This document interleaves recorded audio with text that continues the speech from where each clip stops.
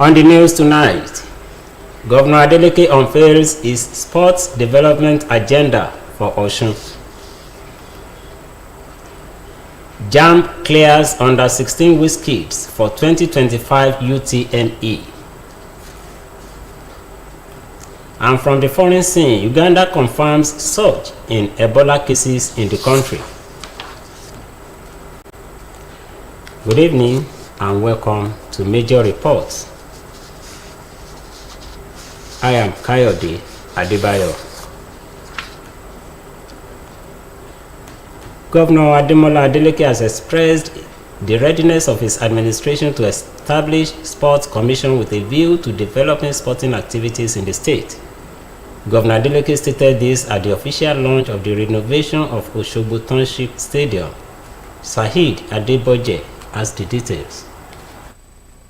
Sport enthusiasts from across Osun State stormed the Osogbo Township Stadium along Omo West area Osogbo to be a part of the historic event where the state-owned stadium will be given a facelift. Addressing the gathering, Governor Ademola Adeleke explained that the love of his administration for sporting activities knew no bound, hence his resolve to giving a modern look to the popular Osogbo Township Stadium.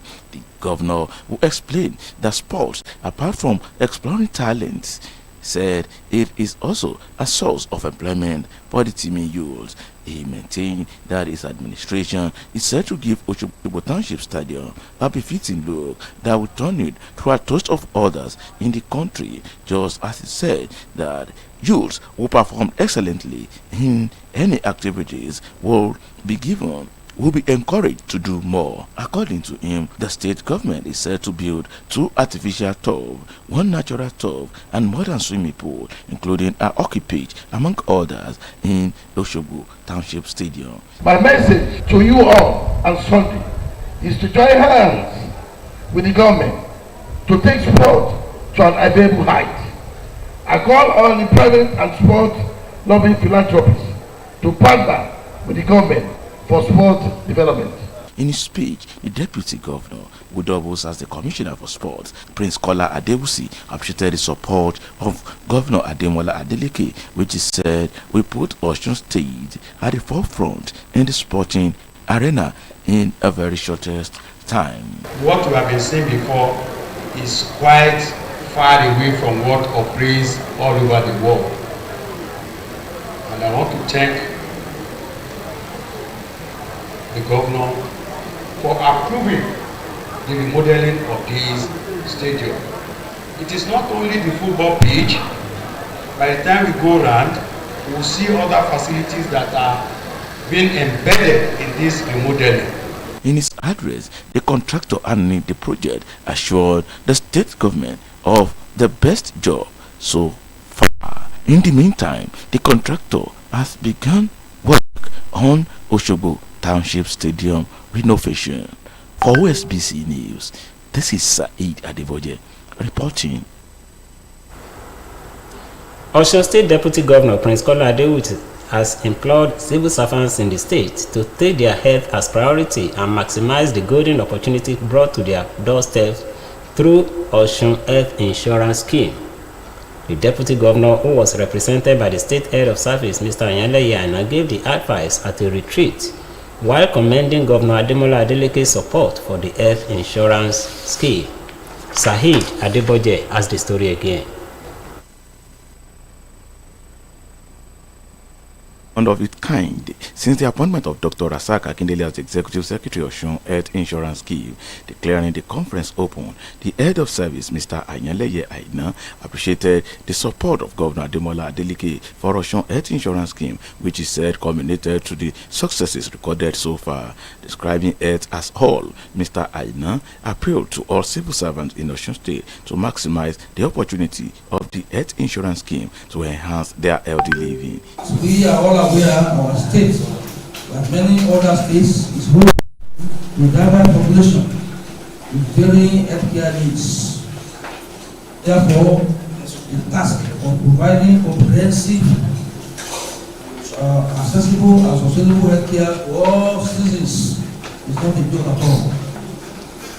Rising therefore from this, we must continue to always strive for excellence. Stress that this retreat is more than just a review of the past year.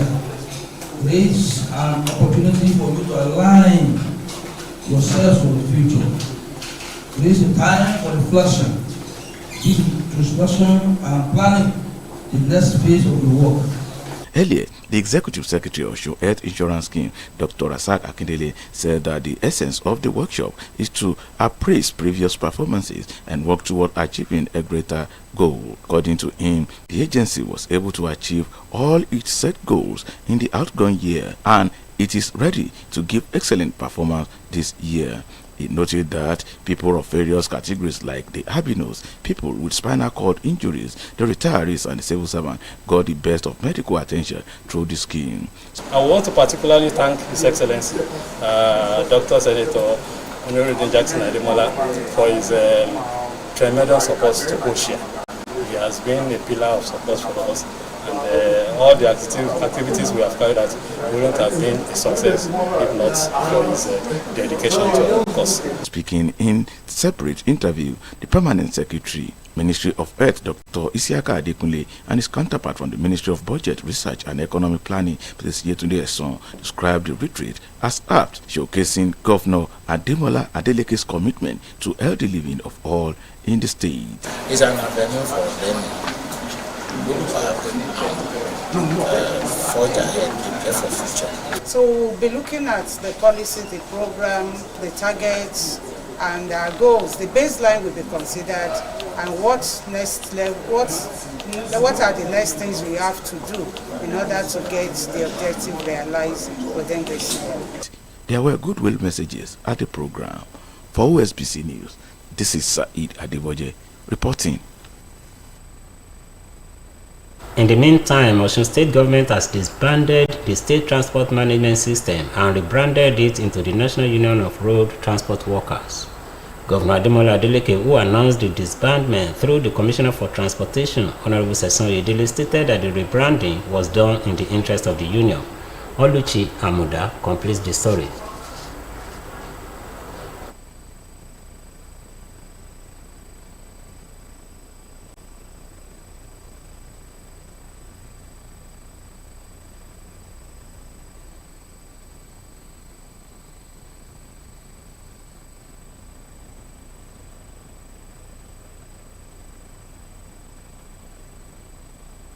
Back to the National Union of Road Transport Workers, NRTW, brought together dignitaries from far and near, including functionaries from the Ministry of Transportation, just as the national president of the union, Alhaji Musliu Akinsoya, popularly known as MC Oluomo, led other leaders of the union in all the southwest states to the epoch-making event.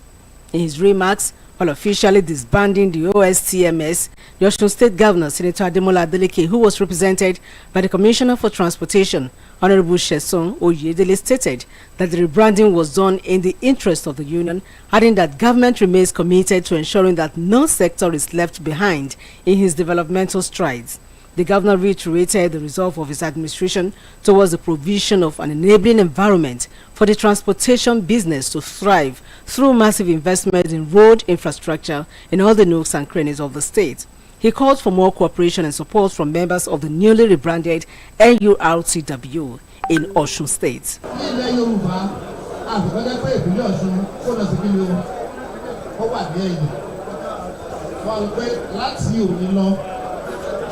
Osun, I move from OSCMS to NURT. In his remarks, President of the National Union of Road Transport Workers, NURTW, Alhaji Musiliu Akinsoya, popularly known as MC Oluomo, expressed appreciation to Governor Ademola Adeleke for his immense support for the union.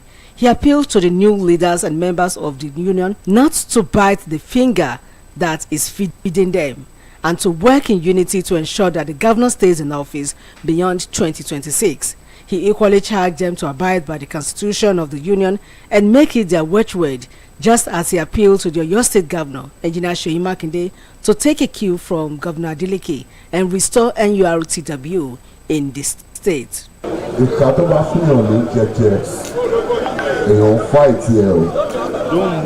Ìka tó bá ti fún yàn ló jẹjẹ èèyàn jẹjẹ. Ibi téèyàn bá ní ọkà sí ibẹ̀ náà ló ti gbọdọ̀ ká sí gbọdọ̀ wọ́pọ̀. Please, please support the governor. Try more and support him. The rebranding ceremony featured the inauguration of new state executives of the National Union of Road Transport Workers in Osun State under the chairmanship of Comrade Nuruddin Alowole. Other executive members are the Deputy State Chairman, Comrade Badegeshi Ashinyobi, and the Vice Chairman, Wahid Adedeji and Wahid Oladipo, among others. The event climaxed with the taking of the oath of office by all the new executive members. Obey all lawful instructions in the discharge of union functions. Put the interest of the union and its members above personal interest in the conduct of union affairs. Oluchi Amuda, OSBC News.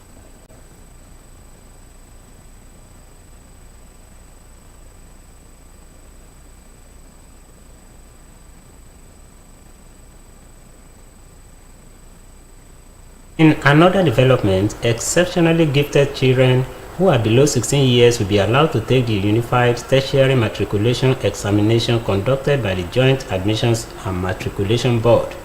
JAMB Registrar Professor Ishaq Oloyede stated that the board will identify the few gifted students and allow them to take the university entrance examination. According to the registrar, such candidates must score at least 80% in UTME, the West African Examination Council post-UTME, or the General Certificate of Education ordinary level. Professor Oloyede announced this at a meeting with the critical stakeholders comprising chief external examiners, chief technical advisors, and equal opportunity group, among other stakeholders. In a bulletin issued in Abuja by the board's public communication advisor, Dr. Fabian Benjamin, the registrar, insisted that JAMB will enforce the minimum entry age requirement into tertiary institutions, adding that with a proviso that exceptional candidates may enjoy waivers even if they are below 16 years, provided they score the 80% in the 4 examinations stated in the bulletin. Solid education coupled with good behavioral disposition go a long way in attaining success in any chosen field. The Deputy Vice Chancellor of the Federal University of Health Sciences, Ilaonagun in Osun State, Professor Mansuru Adeleke, stated this at the 3rd orientation program organized for the newly admitted students of the institution. Details of the story is presented by Olubunmi Ajiboye Agbola. Professor Adeleke, while introducing himself to the students, further said that the orientation program was to expose each of them to the codes of conduct of the university for guidance in their pursuit of knowledge within the school's environment, but whoever errs will be sanctioned according to the laws of the school. The subdean of the Student Affairs, Dr. Zainab Oduola, said that the orientation program was held to educate the students about the rules and regulations as stipulated by the university. What we are expecting from them is that they should be a good advocate of the university. They should proclaim the name of the university. They should raise the name of the university. And they should be a good ambassador of the university. There were other speakers such as Dr. M.E. Balogun of the Department of Physiology, who spoke on the acceptable and unacceptable behaviors and dressing of the students are included in the school's codes of conduct.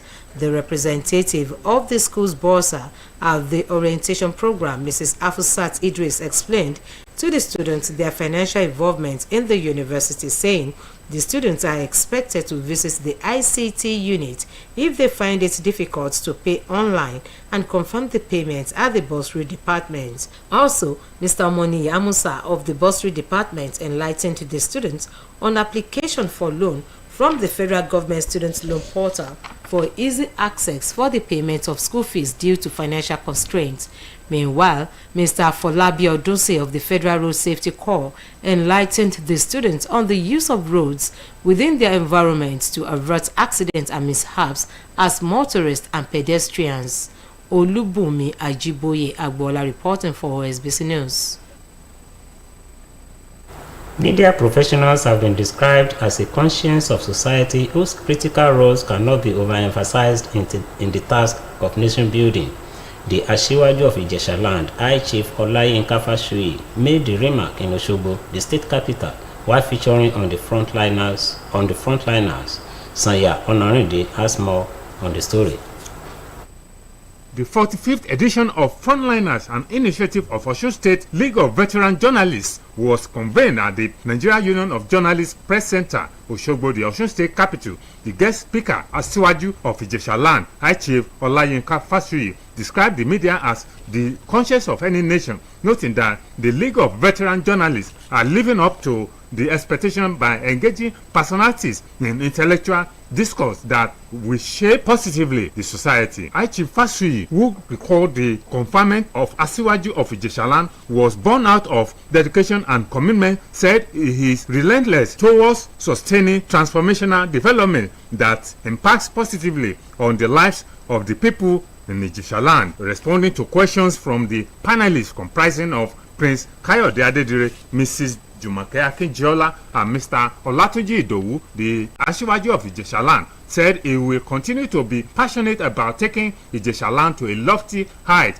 in terms of youth and women empowerment, financial support, infrastructural developments across the nooks and crannies of Ijesha Land, adding that it is imperative for all sons and daughters of Ijesha Land to foster peace and unity among themselves. Earlier, the chairman of the League of Veteran Journalists, Prince Adeyeye Oyedokun, said the association is made up of a crop of brilliant journalists who have retired but not tired in shaping the society through the platform. In his remark, the chairman of the 45th edition of the Frontliners, Mr. Wale Idowu, lauded the League of Veteran Journalists for their choice of the guest speaker, describing Asiwaju of Ijesha Land, High Chief Olayinka Fashuyi, as a rare breed who remain committed to the developments of Ijesha Land. The interactive session, moderated by Mr. Adetoyose Shitu Alamu, is designed as a veritable platform for veteran journalists and media professionals in brainstorming on critical discourse that shape the society positively. On the entourage of High Chief Olayinka Fashuyi, Chief Afolabi Igbarola, Erelu Jumake Olafadehan, Chief Akinola Tubosun, as well as Reverend Adebiyi Adelowo. Sanya Honoride reporting for Osbc News. In a decisive move to curb vote buying and ensure secure elections, the Independent National Electoral Commission and Nigeria security agencies have reaffirmed their commitment to electoral integrity ahead of key polls in 2025 and 2026. At the first regular meeting of the Interagency Consultative Committee on Election Security for the year in Abuja, INEC Chairman Professor Mahmood Yakubu warned that vote buying remains a serious threat to free and fair elections in Nigeria. Yakubu noted that while arrests have been made in previous elections, the fight against electoral corruption must intensify, especially with party primaries approaching. He highlighted that vote buying is not limited to election day, but extends to party primaries where delegates are influenced with money to manipulate the nomination process. With primaries for the Anambra State governorship election set for next month and the Federal Capital Territory Area Council election following in June, he urged security agencies to take proactive measures. Yakubu explained that a lot of work needs to be done, especially in combating vote buying, expressing the Commission's joy in collaborating with law enforcement agencies, particularly the anti-graft agencies. According to him, beyond the arrest of vote buyers on election day, the partnership has so far resulted in the successful prosecution of some offenders in 3 states of the Federation. The Minister of Aviation and Aerospace Development, Festus Keyamo, has signed the amended bilateral air service agreement between Nigeria and the United Arab Emirates. This was made known through a statement signed by the minister's media aide, Tunde Moshood.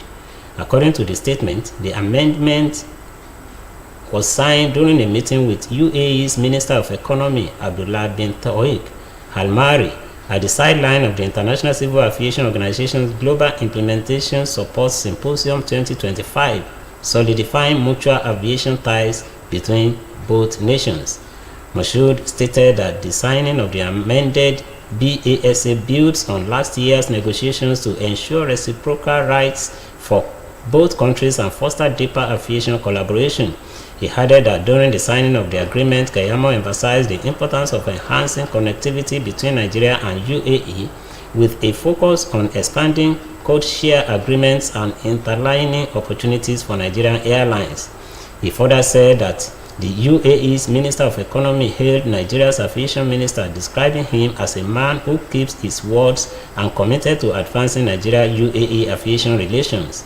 Beyond the BASA agreement, Moshood said Keyamo advocated for a review of UAE's visa restrictions on Nigerians, stressing that easing the current conditions would increase passenger traffic on designated routes, benefiting both nations' economies.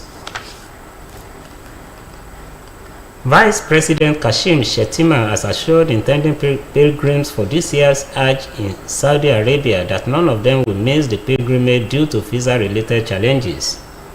This is the outcome of a meeting the Vice President had with NACOM management and board in his office at the Presidential Villa in Abuja.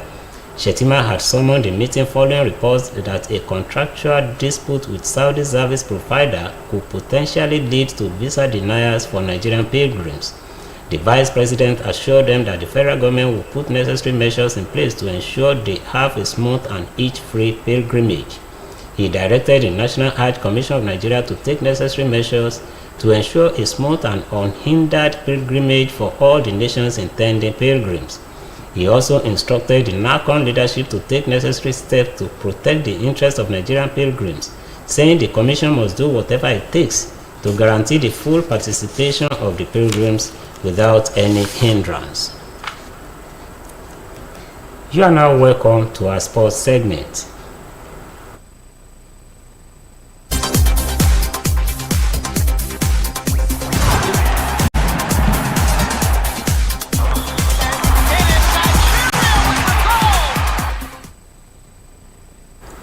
Remo Stars coach Daniel Ogumodede has charged his players not to take their feet off the gas in their quest to win the club's first Nigeria Premier Football League title, despite holding an 8-point gap at the top of the table currently. Ogumodede's side maintained their lead in the NPFL last Saturday, beating former champions Kano Pillars 2-1, moving up to 48 points at the top with Southwest rivals 3SC behind them in second place. Their 2-1 win over Pillars was however not perfect, as the visitors dominated the game to the dismay of Ogumodede. Ogumodede said it was not a very good day for his side, but to be champions some days will be like hell, and the most important thing is having the spirit to conquer. He admitted that his side don't play to their best but have the maximum point, which is what is important to their aspiration. Having agonizingly missed out on the title in the last 2 seasons, the Gaffer has been outspoken about their desire to win the league this time. In one of his half-time talks shared by the club during their spirited 3-2 win over Abia Warriors, Ogumodede charged his players not to get carried away. And now from the foreign scene, Uganda Ministry of Health says the number of confirmed Ebola victims in the country has risen to 9, with 1 death confirmed. Details of this and other foreign stories are put together by Abdul Jalil Adebisi.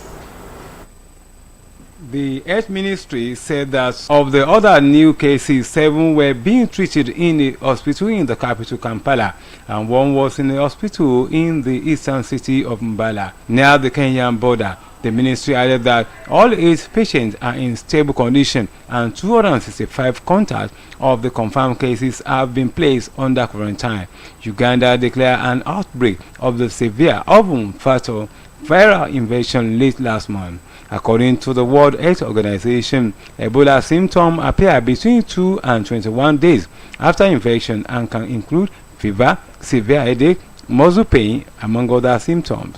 A teacher at an elementary school has admitted to stabbing a 7-year-old girl who was found critically wounded during an after-school care program. Police in Jeongeon said that the incident has shocked South Korea, prompting acting President Choi Zae-mok to offer condolences during a cabinet meeting about the child's death, and order the Ministry of Education and the authorities to thoroughly investigate the incident. The female teacher is being treated for self-inflicted wounds at the hospital. The M23 rebels have resumed attacks on armed forces in Eastern Democratic Republic of Congo after a 2-day lull in fighting. Rebel fighters struck at dawn near the village of Ihuzi from a strategic military airport in Kawumo, near the capital of South Kivu province. The M23, which claimed to protect ethnic Tutsi, started advancing on South Kivu after taking control of North Kivu's Gona in a bloody raid that killed thousands last month, resuming hostilities despite calls for 24 regional leaders for an immediate ceasefire.